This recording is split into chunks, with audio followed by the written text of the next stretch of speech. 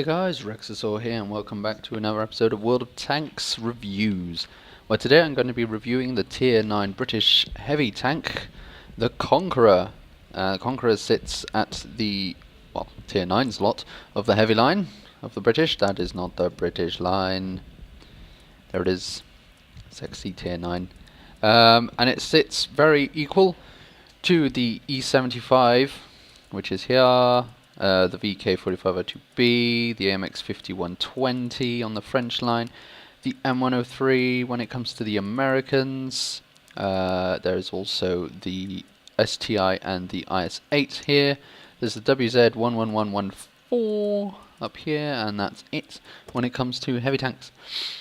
The Conqueror is very different to the heavy tanks of Tier 9 that I've played. I've only played the E75 and the IS-8 when it comes to heavy tanks. I am slowly getting my way up to the other ones, but it is very different to both, and already the IS-8 and the E75 are really different. So the Conqueror, if we start with the stats, has 1950 hit points. That is, I believe, the most of all the Tier 9 heavies. The vast majority have about 1930 or 1800, around that end. E75 and M103 both have 1930, I think. I think the E75 might have 1950. I don't have the actual stats because I did this really quickly, using what World Tanks client is giving me, and it's not giving me much. Speed-wise, top speed is 34.3, which is bullshit. It's much, well, it might be that much actually. It feels faster. It feels much faster. If you look at the Conqueror's research, you get 4 different engines. You start off with a really shitty 651, but you end up with a really cool 951. Which is annoying because you have to go through a fuckload of basically these cost a lot to research. 45,000 there, 27,000 there. It's really annoying, but hey, whatever. And it is fast. It's not fast, it's very mobile, I'll give you that. Its traverse speed is 26, the turret disperse is 34, which is pretty good. It's a very mobile little tank. It feels basically like a medium tank, but beefed up with more armor and slightly slower. And already the medium tanks, when it comes to the British line, are already quite slow, just mobile. They're very mobile and not very fast, with some exceptions, like the Cromwell is incredibly fast. But the Conqueror is like a beefy medium. And this is also backed up by the fact that its armor is not particularly strong. It only has 130 hull front armor and then 152 front turret armor. If you compare that to the stats of all other Tier 9 heavy tanks from the other line, except the 5120, which has barely any armor, E75 has 160 front hull, M103 has 203, IS-8 has 120, which is only slightly less, and the STI has 140.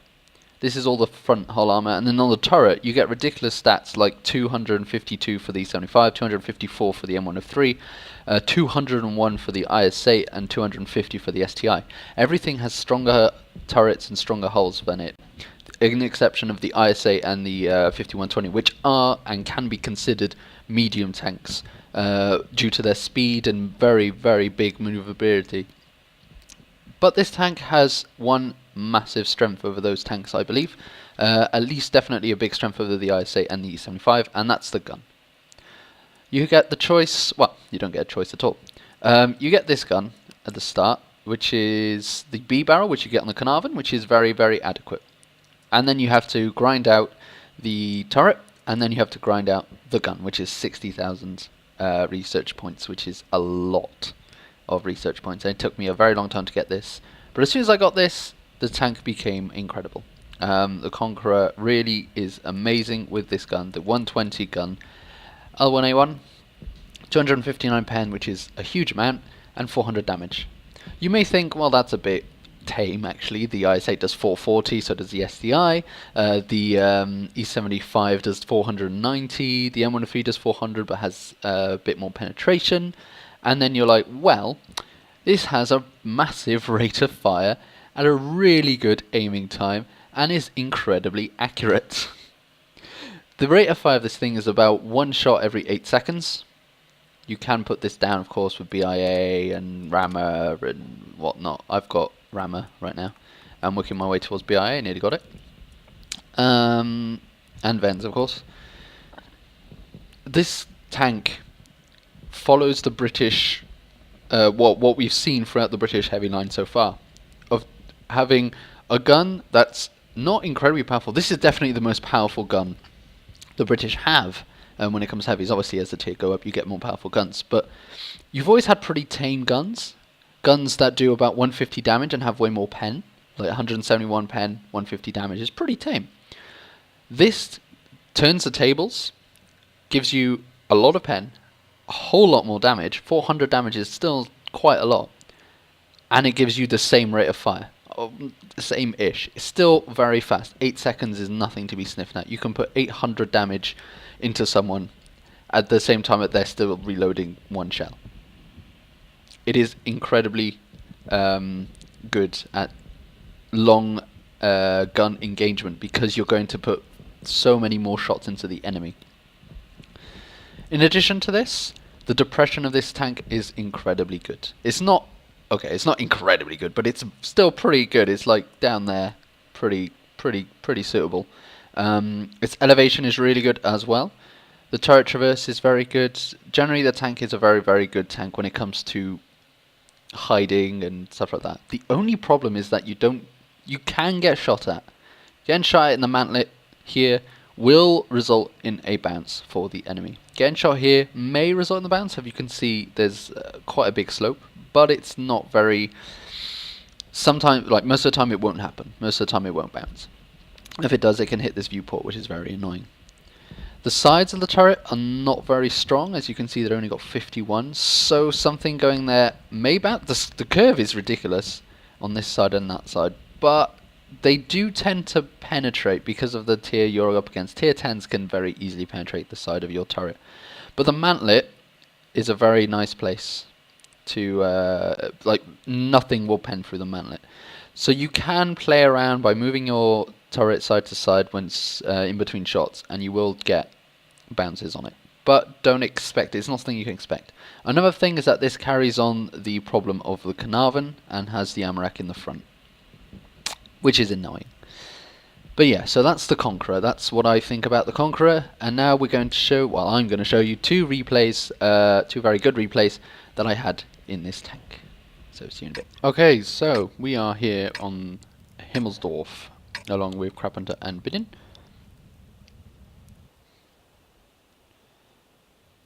Let's go! There we go. Seem to have a little problem with the replay. For some reason my what replay files have kind of faulted or something. Like I need to select that I want to use water tanks to read the files. It's really strange. But I'm going to go this way. I'm going to go up the hill, along with both Crapenter and Bidin. Crapenter playing in his Leopard PTA, Bidin in his T54, and I'm going to go this way round for reasons unknown. I don't know. They want to go hill, I want to go hill as well. I don't know why we came to that conclusion. Don't usually go to the hill. Himmelsdorf is one of those maps where I'm not entirely sure what I want to do anymore. Because I don't know, I don't like Himmelsdorf anymore. I don't think I've ever really liked Himmelsdorf. I just feel like, I don't know, it's one of those maps that is pretty meh. Mostly because of the hill. And this area here. This area is really annoying. Anyway, we're going to go up there. As you can see, the Conqueror is very slow, very strange when it comes to it. No, very strange. Just very slow, not very mobile. Well, mobile-ish. As you can see, I turned my turret pretty fast. It's very nice. But Carpenter's already dead. There's a lot of enemies up here on the hill, and we have to do that. Now, the replay problem you're seeing there is a replay problem for everyone. I take out the STB one to try and save Bidin. It's not going too well. And I've already started to reload, and as you can see, my reload is pretty Enemy good. armor is hit. Now, the bat chat actually takes him out. There's a lot of people getting shot up. I completely fail at taking that guy, doing damage to that guy because of Crabaptor's corpse. But I'm going to use the ridge nevertheless to try and do damage. Try and do a sneaky shot underneath Crabaptor does not work. I'm just going to move up to him. Get the side of the target, do a big shot into it. As you can see, the gun itself is powerful enough to do quite a bit of damage, do quite a lot of hits on the tank. Put a shot underneath him. Low roll doesn't quite manage to kill him, but it's good enough. There's a lot of tanks to my right, enemy tanks that is, but there's also a lot of allies taking them out, so I decided to go this way around. Leopard PTA for a shot, he misses his, and everything's fine. I take my first bit of damage from a Tiger 2, which as you can see, it's a Tiger 2, and yet it's doing damage to me. This tank is not very well armoured. Put a shot into the side of a Tiger 2, and I try basically to go for his ammo rack. This, the aiming time of the gun, and also, as you can see, the accuracy is incredibly good. There's a Centurion 7-1 coming along. I'm hoping that they don't go around the corner too far. He does, but because I wasn't aiming properly, it didn't work. I'm going to zoom in on the Tiger 2, push onto him, and I ammo rack him, which is exactly what I wanted to do. Our allies have at this point gone around the corner, and everything's fine and dandy. I'm going to try and steal this Centurion 7-1, which I do. There's also a Waffle Tractor out Panzer IV, but I don't think it is necessary, he's already dead anyway. There's an IS-8 which I'm going to try and get, but the MX gets in the way, but that's not really a problem, so I'm going to shoot, and I actually managed to track him. IS-8 is going to shoot back at me. Don't know if he does damage, he actually might move, fix the turret. I shoot, I don't know if that's bounced or anything. But I'm going to move forward nevertheless. There is an enemy there, he gets shot. The cap has been reset several times. I'm going to try and do some tank sniping, which I managed to do. Just a shot into the T110E4, doing 84 damage, more than my average, which is pretty good. High roll. And I'm going to move forward. We're starting to cap, they're starting to cap. It's a capping race. We have way more tanks. Well, I say way more. We have like 3 more, 4 more, 2 tanks, 3 more tanks. I can't read numbers. What is this? The T30 goes around. I'm going to put a shot into him. Try and reset his cap enough time for me to go down. Tank going up at over 30, 38. I do really think the average that was said was 34 top speed. That is bullshit, as you saw, because I went 38.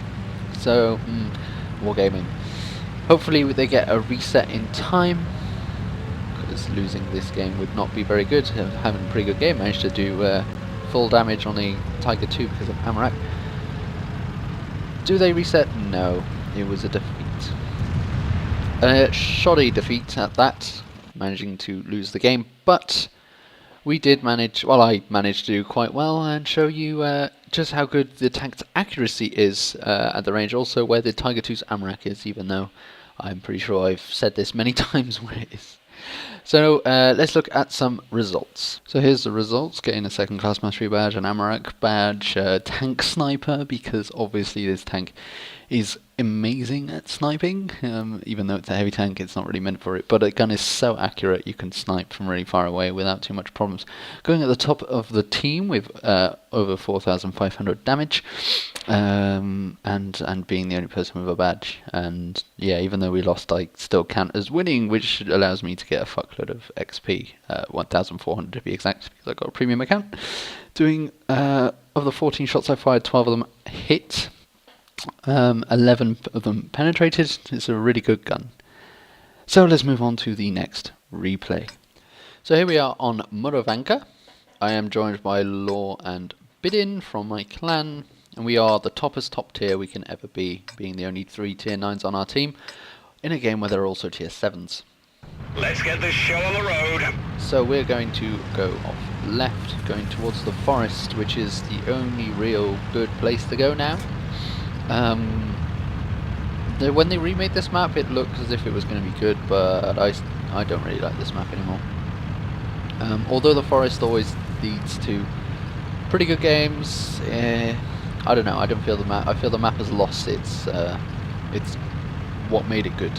Basically, it's way flatter, way bigger, and I just feel like you can't really do anything on the 1 to 5 lines. Everything happens on the 7 to 8, 7 to 0. What am I on about? Anyway, we're going to go left. I am joined by the two mediums. As you can see, I kind of keep up going about 31. The Centurion 7.1 is slightly faster, but not that much faster, which goes back to my point saying that British mediums and the Conqueror are very similar.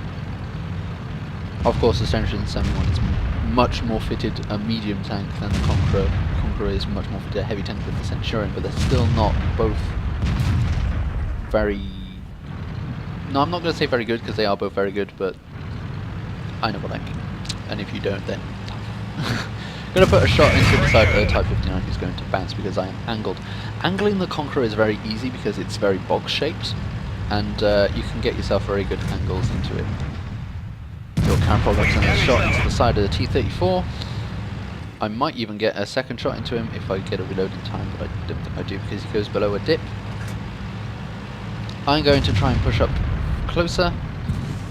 I get shot from the left, but I kind of want to get the Type 59, which I get his friend, and I take a shot from something very low caliber, not doing very much damage,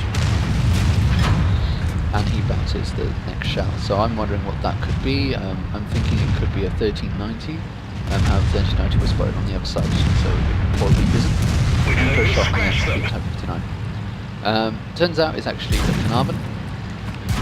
Who puts a shot into the 5100. I'm trying to reverse, but the 5100 is not doing a very good job at it either. Put a shot and doing a very high roll, but 515 is impossible for me since 500 is my maximum. I then get hit by RT. Conquerors are very weakly armoured, as we discussed, bouncing the Carnarvon. So artillery going for you is very dangerous because they can go through your top plate and do a huge amount of damage. Luckily, my team is actually slightly adequate, so I actually managed to shoot and kill some stuff and not actually die from them, which is very good. I'm going to turn around because the enemy are going straight for our base. They've completely taken the 1 to 5 lines.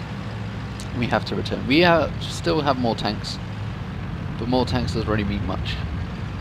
So yeah, we're going to run back. A lot of the tanks are actually going to push onto their base, but I decide that it's probably better for me to go back along with Bidin and Law.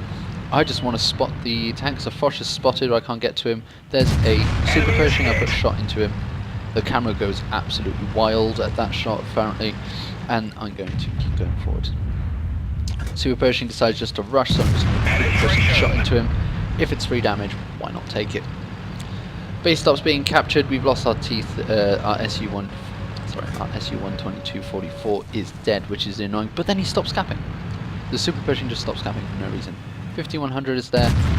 Put a shot into him, and totally missed the shot into him. Actually, right. Excuse me, 2 seconds. I'm going to pause this replay just to fix my frame rate, because for some reason my frame rate keeps dying after a while of using traps. I think it's just that the laptop is destroying itself slowly. But it shouldn't be a problem. IS is there, gets shot by Law, and gives a shot which only gets his tracks, which is really annoying because that's 400 damage that I could have done, which I just didn't. I'm going to try and put a shot into his rear, maybe set him on fire. I managed to kill him. Didn't really need to set him on fire at that point. Super Pershing is there, doing what he does best, which is nothing. Gets shot and killed by Law. So we've completely destroyed the enemy advance. The enemy have been killed, repulsed. We've pretty much won this already. However, they do have a bunch of French tanks auto-loading, which can do a whole lot of damage if they are able to. I believe that a T-69 is going to die to the AMX, but he doesn't, because the AMX is incredibly terrible at doing what he does, so T-69 is able to dispatch him without taking too much damage. Compared to what was possibly going to happen. But the AMX 5100 does manage to put shots into the T-69. The T-69 still isn't dead. Rushing forward at 34, 35. The AMX 1390 is not too happy he died. To which we do a nice little Law says we started with you, which is pretty funny in my opinion. So we don't know really where they are. Bidden gets shot by the 5100, which is hiding over there. Going to try and put a shot into him. do. We've damaged them. Damaging him, and then he's dead. Don't know where the artillery is. We think he's about K1, but in fact he's not. He's somewhere way far away. And Law is in the way. I get a nice ability to shoot him. In fact, I track him instead of do any damage, and Law is going to try and ram him for no reason discernible. So there we go, that's that game. So as you can see, it was a pretty good game, doing a lot of damage. This tank fires really quickly. You may not have realised this, it's not something that you realise until you actually manage to play the tank. But you fire so quickly. It's like, compared to all the other tier 9 heavies, and I haven't played that many tier 9 heavies, I think I've only played the IS-8 and the E75, but compared to those, this one feels so mobile, so diverse, being able to shoot it again and again, and it's really good. Anyway, let's look at the results screen and the final verdict of this tank. So here's the results screen, getting myself a high caliber as well as a Confederate from the amount of shots I did onto the enemy. As well as quite a lot of monies and XP. This tank is a really big money maker. I'm not entirely sure if there was a event going on at the time, but it's a really nice money maker. Coming to the top of the team once again, with Law slightly behind and then Bidin way behind because he sucks. Oh, Joko, JK. So getting once again over 4,000 damage. This tank, if you get yourself in a nice firing position and you can fire the gun so often, you can get yourself mostly with 4k damage on average. It's really, really nice. So getting a lot of XP, it was a ×2, but once again around 1,400 XP with premium. A lot of money. Of the 16 shells I fired, 50 of them hit and only 11 pens because of the sloping and shit like that. But doing pretty good. As you can see also, the damage blocked by armor is pretty low because the tank is not very armored. So what's my final verdict on the Conqueror? Conqueror is a mobile heavy, very similar to the medium tanks of the British line, but just a bit buffier. However, it means it loses a bit of the mobility, but it gains a much better gun, and it can bounce a few shells. In my opinion, the Conqueror is definitely worth the grind. The Carnarvon, to be fair, most of the British heavy tank grind, in my opinion, was actually really good, especially from the Black Prince. The Black Prince was just amazing. The Carnarvon was really good, and the Conqueror is still really good. It's just the problem with the British heavy tanks is that you need to get the top equipment before it becomes something you really like and enjoy playing. The Conqueror stock is not very good. The gun is too weak at the tier. You're at tier 9, and you've got yourself a really weak tier 7 gun to an extent. And it's not very nice to have. But once you get the top gun, you really become a dominating heavy which does constant damage and is really annoying to get rid of because of the high health yield. So that's my verdict on the Conqueror. Please like, comment and subscribe if you haven't done so already, and keep looking forward to more World of Tank reviews. Thank you for watching, and goodbye.